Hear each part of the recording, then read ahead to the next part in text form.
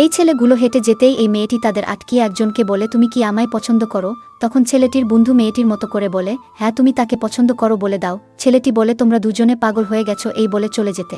মেয়েটি বলে, তুমি অবশ্যই আমাকে একদিন পছন্দ করবে।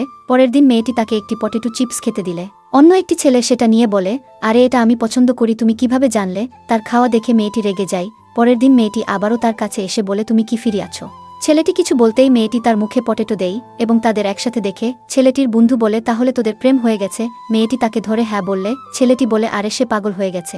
হঠাৎ ছেলেটি তাকে না দেখতে পেয়ে সে তার বান্ধবীকে তার ব্যাপারে জিজ্ঞাসা করলে মেয়েটি বলে, এটা তো তোমারই জানার কথা। এই বলে উঠে যেতেই ওই মেয়েটিকে দেখে সে বলে, তোকে একজন মিস করতেছে। মেয়েটি তখন তার কাছে গিয়ে বলে, সত্যিই কি তুমি আমাকে মিস করতেছ? এই বলে তার কাছে গিয়ে বলে, আরে বলে দাও, লজ্জা পেজো না।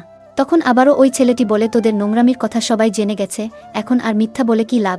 ছেলেটি তখন তাকে তাড়িয়ে দেয় এবং লজ্জা ভরা মুখে হেসে উঠলে মেয়েটি বলে, সত্যিই কি তুমি আমাকে মিস করো? বলো না।